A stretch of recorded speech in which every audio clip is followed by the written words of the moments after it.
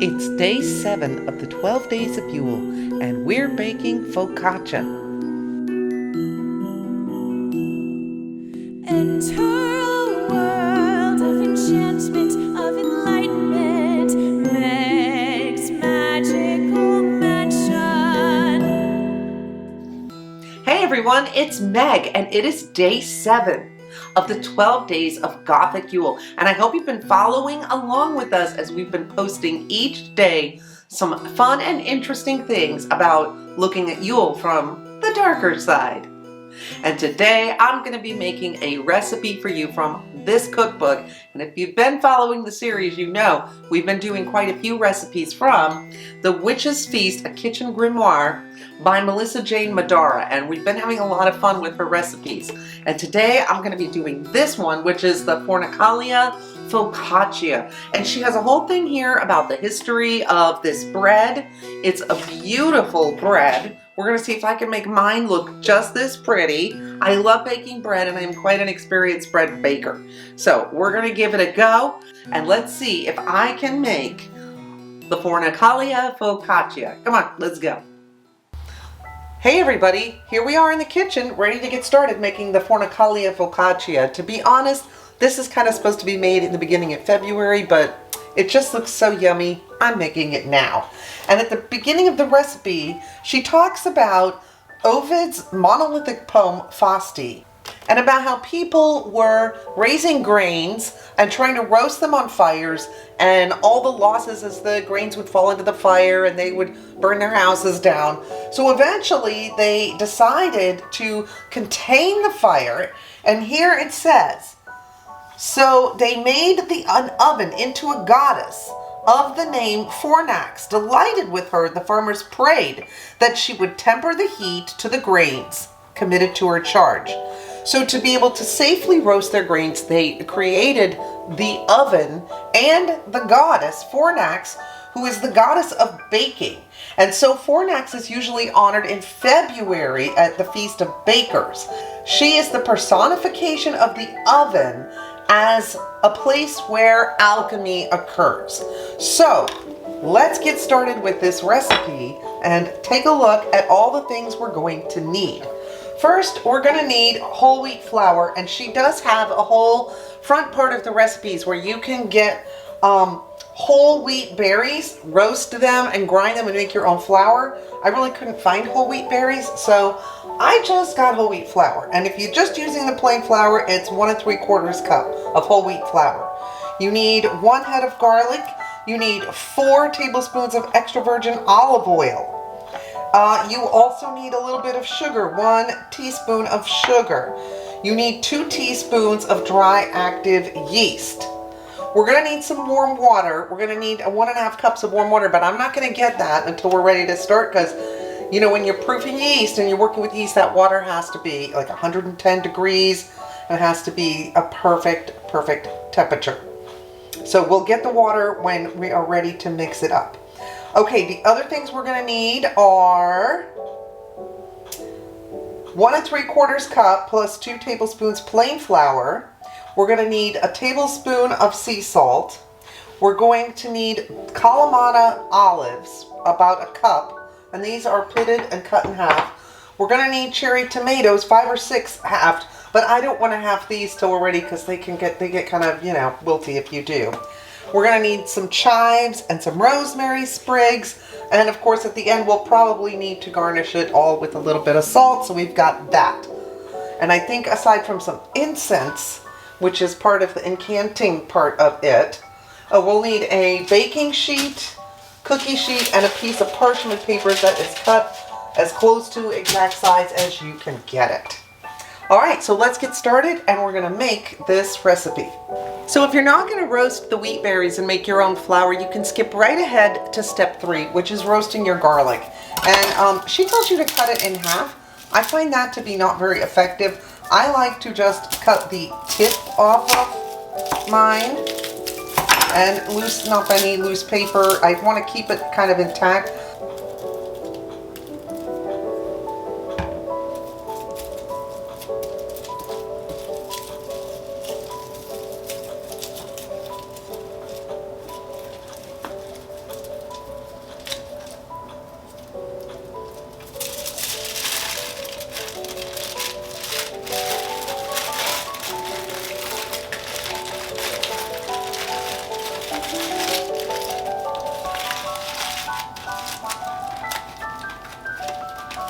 Once you have your garlic all packaged up, you're going to roast it for about 20 to 30 minutes in a 350 oven. Okay, after your garlic comes out of the oven and you let it cool down a little bit, you can open it up and see that the cloves are all kind of nice and soft and it's roasted, and we're going to set that aside. Next, we're going to need a mixing bowl. And this is where we're going to start our yeast, and we're going to need to get that warm water. And it is 1.5 cups of warm water. Now, it needs to be about 110 degrees Fahrenheit or 43 Celsius. It should just feel nice and warm on your wrist while you're testing it, and I just get it right from the faucet. Oh, let's get some. So I just check it with my wrist.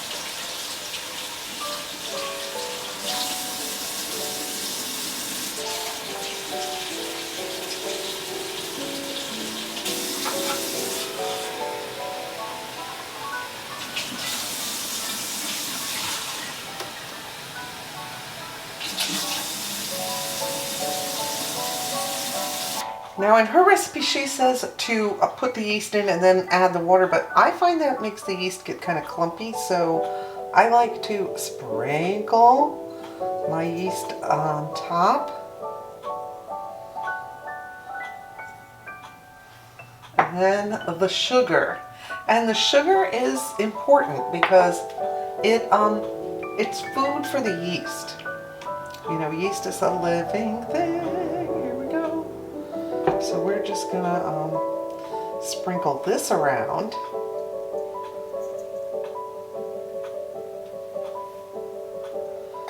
And now we're just gonna wait about 15 minutes, and this should all get nice and fluffy and bubbly and puffy.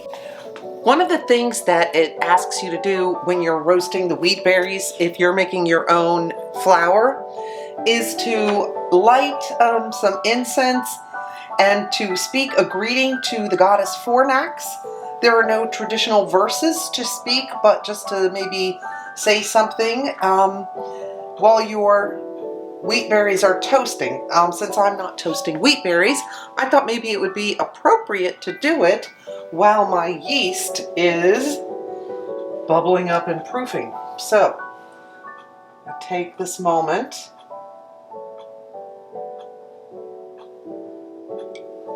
and light this incense.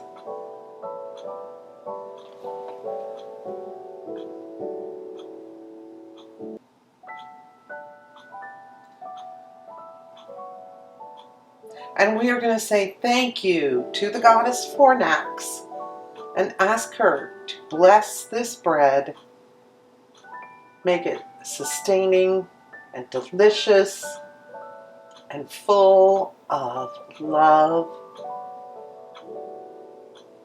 happiness, warmth. Thank you, Fornax, goddess of the bakery. Bless our baking endeavor. And then we can just let that burn while we are baking. Now we're going to see how our yeast looks. Oh, that's pretty fuzzy. It looks good. Got a nice fluff on there.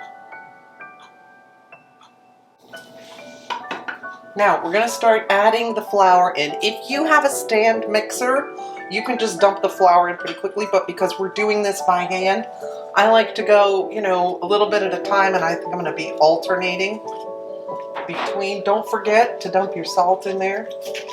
That can just go in at any time. And we're just going to start mixing. And little by little. Ooh, that's a lot. But it's okay. You can just slowly incorporate it in.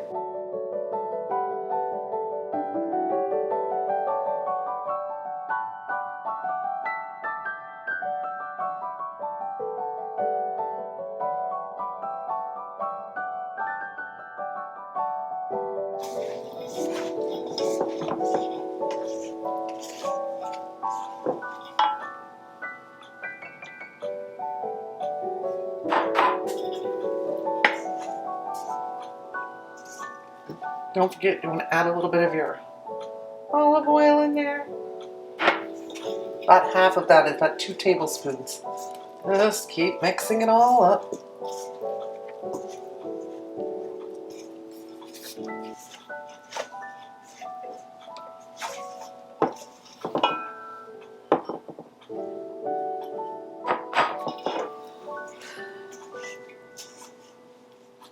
There's going to come a point where mixing it with the spoon is not really happening anymore. That's when you can dump it all out.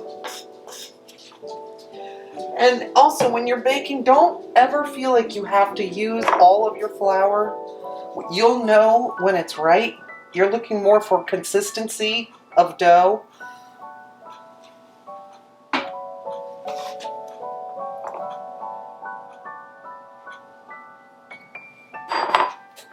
But now we're just going to start doing my favorite thing, folding and patting. Everybody pat and fold.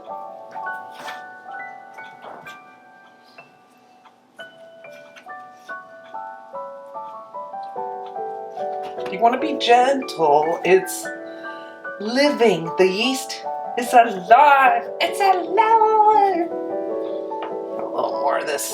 At this point, flour is more just a keeping the board from getting sticky kind of thing. It's pretty much incorporated in about as much as it's going to use. So now we're just going to knead it till we get everything incorporated. If you just try to force all this flour in, it'll get too dry. Yeah, so you can tell if you've been baking a while when it gets elastic and it's a good consistency.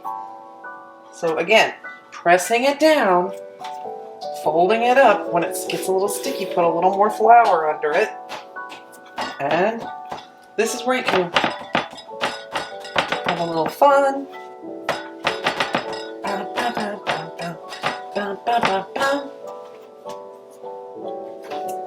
And again, fold and pat, fold and pat. And again, you don't want to over knead your dough either. This is starting to get right where I want it. When it starts to just want to be in a nice ball all by itself. It wants to do that. And I'm just letting it. Okay, so now we're going to take a clean bowl. We're going to use the rest of this olive oil. And we're just going to rub it around inside, up the sides. Make sure you get up the sides because the dough is going to raise, so you want it to cover all the way up the sides so it will not stick. Want it to get sticky. There we go. Boom. Then we're just going to take our lovely little ball of dough, plop it in there, take a dish towel, cover it up. I like to leave mine over here by the stove because the oven's already on from roasting the garlic, so it's kind of warm over here. And I just kind of like to put it right there. And we're going to let it sit there till it doubles in size. Okay, our dough has been sitting here rising for almost 2 hours. So I think it's just about ready for us to start having some fun with it. Now we're going to preheat the oven to 425 Fahrenheit, which is 220 Celsius. And we're going to put our baking sheet right here. We're going to put this inside the oven, so it's going to be heating up.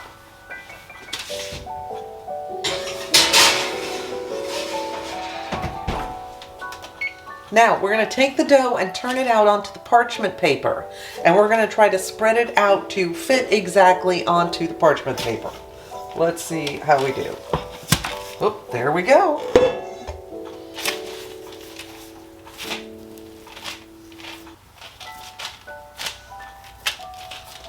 And if it's not quite wanting to go, you can always try the old pizza trick, which I promise you works great. Just going to continue to press it out.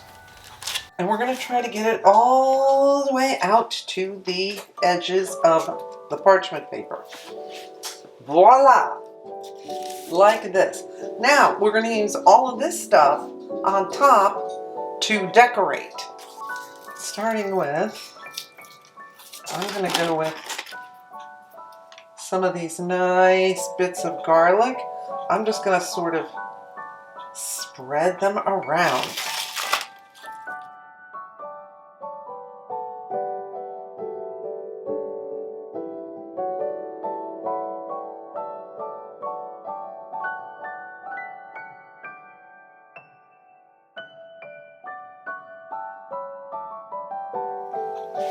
By the way, if you didn't catch the episode where we were doing cute Gothic Christmas craft from your old Halloween leftover stuff, check it out. You can see how I made my cute Gothic Christmas candle and some other stuff.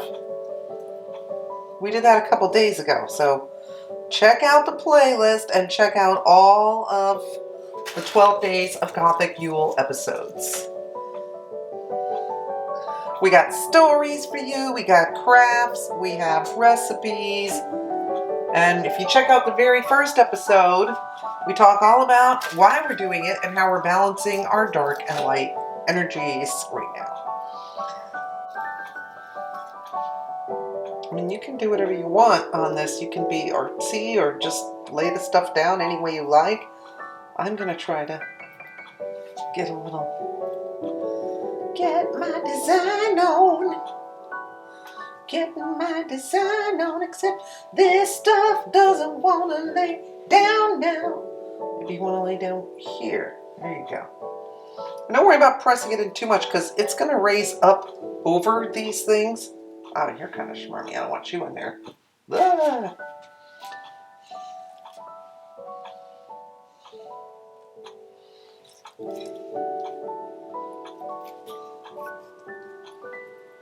Oh, that one's too much. Gotta find some pretty ones.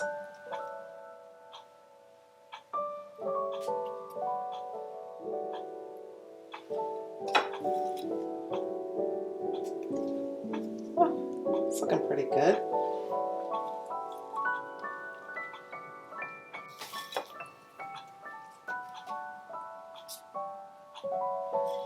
Now, these have very tough branches, so I'm just going to kind of sprinkle the leaves around because these stems are just, I mean, they might look kind of cool on there, but they're very woody. So we're just going to kind of sprinkle some rosemary leaves about.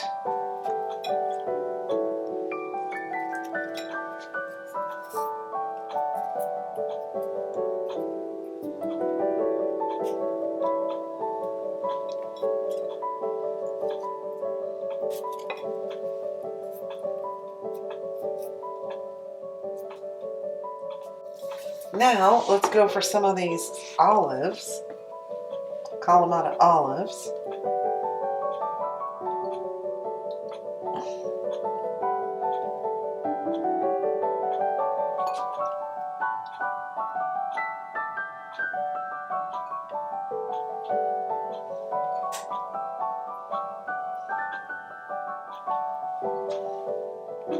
I'm not trying to be too exact about anything on this. It's supposed to be rustic.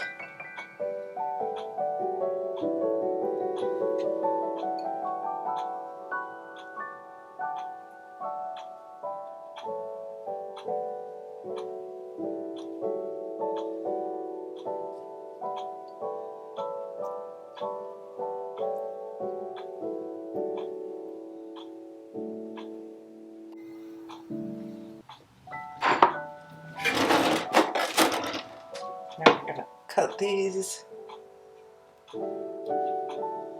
in half the long way and sort of stick them around with the insides up.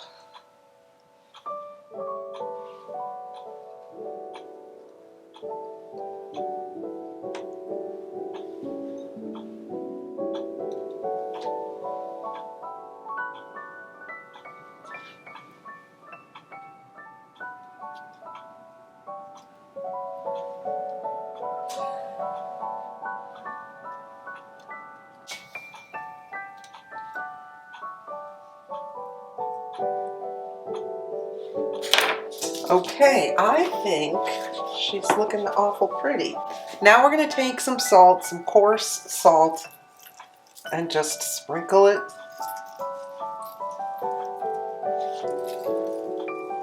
all over the top. Okay, we're going to take this hot baking pan out of the oven. It's hot. Oh, jeez. Now we're going to take this and we're going to do our best to just slide this right onto the hot baking pan and into the oven. We're gonna go. Here we go.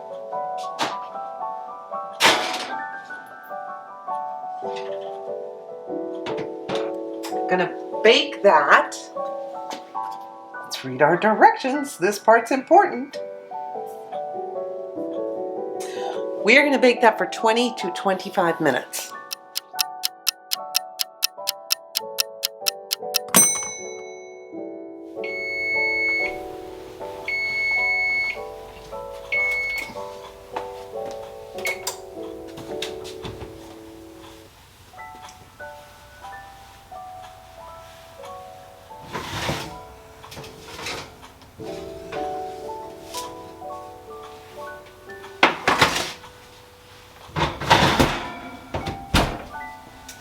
Okay, and there she is.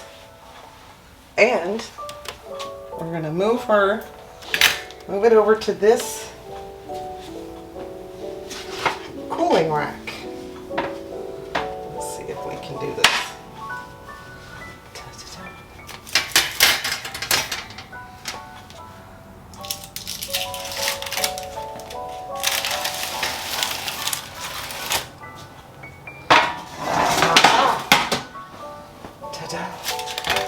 And we're going to leave her there to cool for just a little bit. Well, there it is, our lovely focaccia. I'm going to give it a try.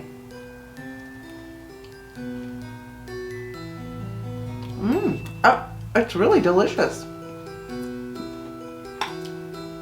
I'm glad she mixes the whole wheat with the regular flour, otherwise it would be too dense, but it's just perfect. This would be great to have with your Gothic Yuletide dinner. I highly recommend you try it out. Well, I hope you enjoyed day 7 of the 12 Gothic days of Yule, and don't forget to check back tomorrow for day 8. Until tomorrow, toodles!